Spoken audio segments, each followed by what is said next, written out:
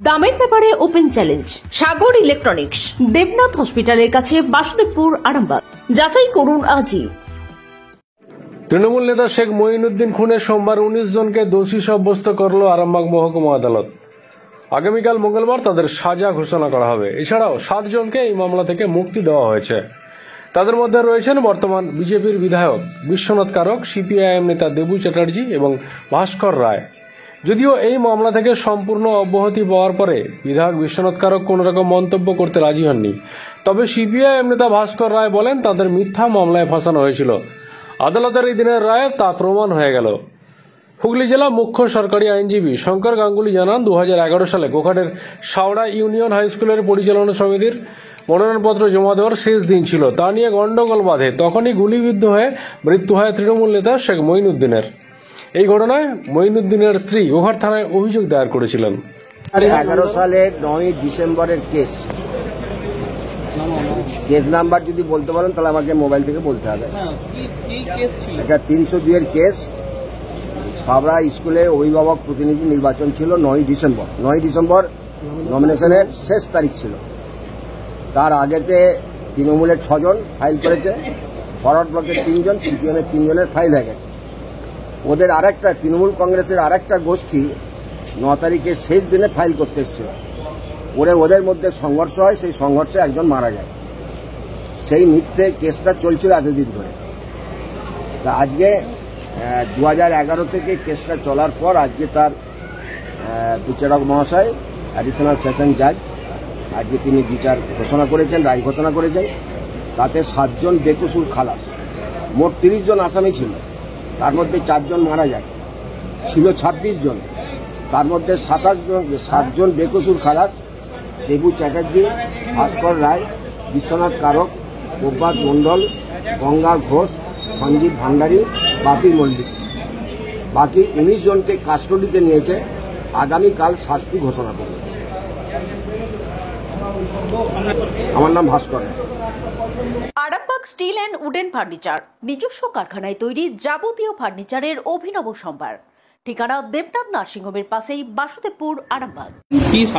কি অভিযোগ ছিল বা এখন কি অবস্থায় আছে মামলাটা বলছি আপনারা নিশ্চয়ই শুনে থাকবেন যে এটা একটা 2011 সালের ঘটনা, 9/12/2011।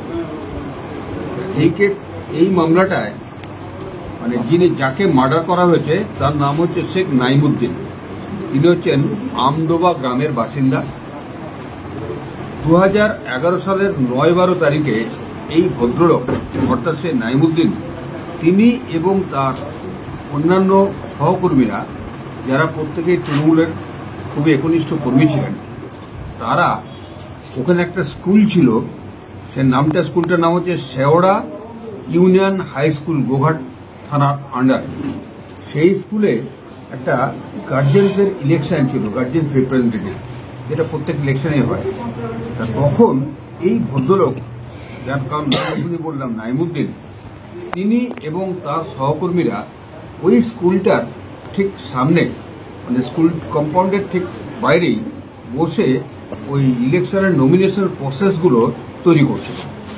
তখন পরিকল্পিতভাবে ওই ভদ্রলোককে এই আসামিরা, যাদের প্রসঙ্গে আমি পরে আসছি, তারা এসে তাকে ঘিরে ধরে পরিকল্পনা করে তাকে খুব নৃশংসভাবে হত্যা করেছিল।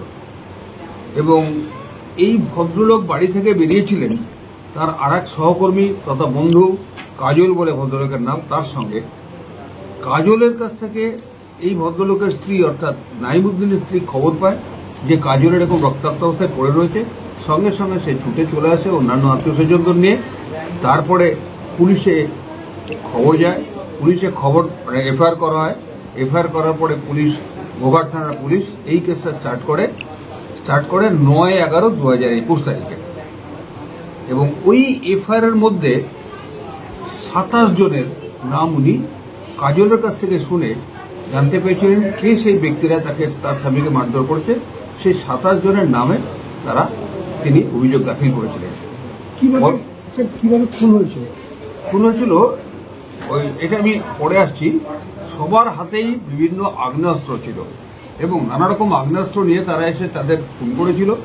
এবং তার মধ্যে তাদের ওই প্ররোচনা এবং তাদের ওই কমন অবজেক্ট আমরা যেটা বলি, তারা ওরকম বেআইনিভাবে জমায়েত হয়েছিল।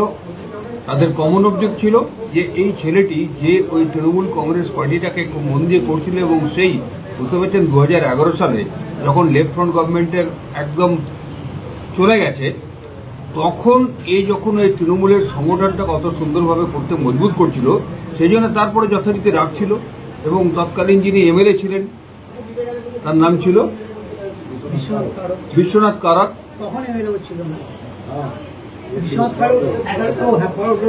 হ্যাঁ, উনি ফরওয়ার্ড ব্লকের এমএলএ ছিলেন, উনিও এই কেসের আসামি ছিলেন। তা যাই হোক, এখানটায় এই ছেলেটিকে, অর্থাৎ ওই যার কথা বললাম নাইমুদ্দিনকে গুলি করে মারা হয়েছিল। এবং গুলিটা কিন্তু আমাদের সাক্ষী এসে গেছে যে বলদেব পাল বলে তিনি গুলিটা করেছিলেন, এবং তাতেই তার মৃত্যুটা হয়। এছাড়াও অন্যান্য যে সেদিনকে একটা হাটবার ছিল, অন্যান্য যারা আসামিরা ছিল তাদের হাতেও বিভিন্ন অস্ত্রশস্ত্র ছিল, তারাও বিভিন্ন ফায়ার করেছিল যাতে কেউ সেদিকে ভিড়তে না পারে। এরকম একটা মর্মান্তিকভাবে একটা লোককে মার্ডার করা হয়েছিল। এবং এই এফআইআরটা করার পরে খুব দ্রুততার সঙ্গে পুলিশ চার্জশিট দেয়, এবং চার্জশিট যখন দেয় তখন 30 জনের বিরুদ্ধে চার্জশিট দেয়। তার পরবর্তীকালে মামলা চলাকালীন মারাও যায় আসামি, কিন্তু বর্তমানে মামলাটা চলছিল 26 জনের বিরুদ্ধে। সেই 26 জনকে আজকে 26 জনের মধ্যে 19 জনকে কোর্ট আজকে দোষী সাব্যস্ত করেছে, আর বাকি 7 জনকে তাদের মুক্তি দিয়েছে। এত ডিলে হলো কেন? এটা একটা প্রশ্ন করেছেন। 2011 সালের মামলা, এত দেরি হলো কেন? চার্জশিট হয়ে গেল খুব তাড়াতাড়ি।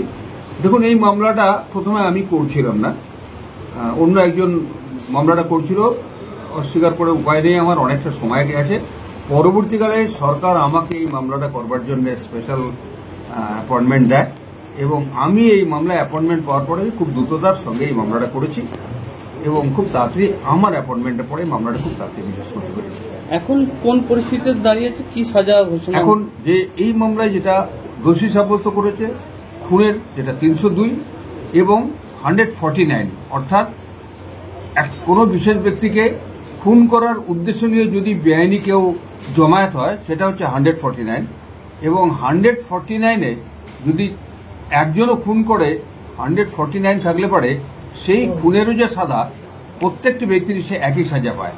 এবং এক্ষেত্রে দেখা যাচ্ছে যেহেতু 302 এবং 149 এই দুটো সেকশনে তাদের দোষী সাব্যস্ত করা হয়েছে, সুতরাং এখানে তো তাদের মিনিমাম পানিশমেন্টটা হচ্ছে আপনার যাবজ্জীবন। আর যদি আমার সওয়াল জবাবের পরে কালকে যখন ডেট রাখা হয়েছে, তখন কি সাজা হবে তার উপরে আমি সওয়াল জবাব করবার জন্য সুযোগ পাবো। সেক্ষেত্রে নিশ্চয়ই আমি সর্বোচ্চ সাজার জন্যই আমি সওয়াল জবাব। আমার নাম হচ্ছে শঙ্কর গাঙ্গুলি, আমি হুগলি ডিস্ট্রিক্টের ডিস্ট্রিক্ট পিপি। এই মামলাটা আমি স্পেশাল পিপি আমি করতে এসেছি। আপনাদের ভালোবাসার আর এক নাম চন্দন জুয়েলার্স। চন্দন জুয়েলার্স, আরামবাগ, সদরঘাট, হুগলি।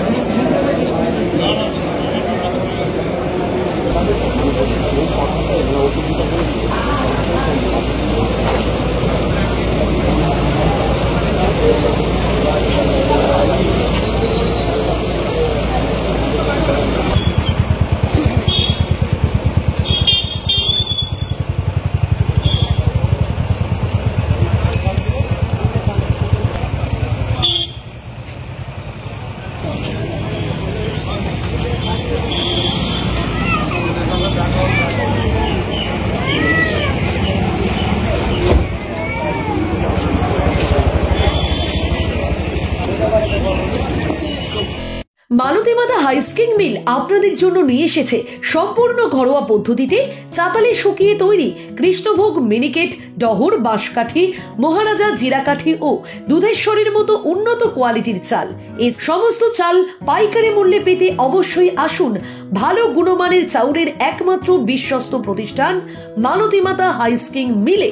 প্রোপাইটার পবন নন্দী ও জীবন নন্দী। ঠিকানা সুপারা, চাদুর, আরামবাগ, হুগলি। সন্তানের পরে মন বসছে না, প্রচুর পরিশ্রম করেও আপনি আশানুরূপ পারিশ্রমিক পাচ্ছেন না, যার ফলে আর্থিক সংকট আপনার জীবনে দুঃখ এবং চাপের ছায়া ফেলেছে। দিনার ভারে জর্জরিত স্বামী স্ত্রীর মধ্যে প্রতিনিয়ত ভুল বোঝাবুঝি বেড়েই চলেছে। নতুন বাড়ি কিনেছেন, কিন্তু সেই স্বপ্নের বাড়িটা যেন আরো দুর্ভোগ নিয়ে এসছে আপনার জীবনে। আপনি ভাবছেন সস্তায় পাওয়া বাড়িটা নেওয়াটাই কি সঠিক সিদ্ধান্ত ছিল? এমনই সব দ্বিধাদ্বন্দ্ব এবং জীবনের কঠিন মুহূর্তে আপনাকে সঠিক পথে পরিচালিত করবেন আন্তর্জাতিক খ্যাতিসম্পন্ন স্বর্ণপদক ও স্বর্ণ মুকুট প্রাপ্ত ডক্টর অজয় শাস্ত্রী। তিনি শুধু আপনাকে পথই দেখাবেন না, আপনার জীবনে সত্যিকারের সুখ, শান্তি, ঐশ্বর্য, অর্থ যেন সঠিক সময় আপনার কাছে পৌঁছে দেয় সেই দায়িত্বও নেবেন। তার অভিজ্ঞতা এবং জ্ঞানের আলোতে আপনার জীবন হয়ে উঠতে পারে নিরুদ্বেগ ও সমৃদ্ধির পথে ধাবমান। তাই আর দেরি নয়, স্ক্রিনে দেওয়া নাম্বারে এখনই ফোন করে ডক্টর অজয় শাস্ত্রীর সাথে যোগাযোগ করুন। কে জানেন, হয়তো একটি মাত্র ফোনই আপনার জীবনকে বদলে দিতে পারে। চুড়ি, তুমি নারীর প্রিয় সব উৎসবে। বাউটি, বালা, চূড়, মান্তাসা দেখলাম মন ভরে। জনপ্রিয়তায় আজও সেরা মিনা করা ঝুমকা। কানে দিলাম কানপাশা, পূরণ হলো সব আশা। হাতের আঙুলের আংটি নানা ডিজাইনে পাবে। ঐতিহ্যবাহী নেকলেস আজও মনে ধরে। জড়োয়া, সীতাহার সবার নজর কাড়ে। তাই তো বিয়েতে পেলে এত গয়না সবার মনে ধরে। নতুন সম্পর্কের শুরুটা আজও সোনার মতো খাঁটি। যখন সেরা জিনিস, সেরা কালেকশন, সাথে ন্যায্য দাম, তবে উন্নতর কেন? অর্ধশত বছরের বিশ্বাস, আপনাদের ভালোবাসার আর এক নাম চন্দন জুয়েলার্স, আরামবাগ, সদরঘাট, হুগলি।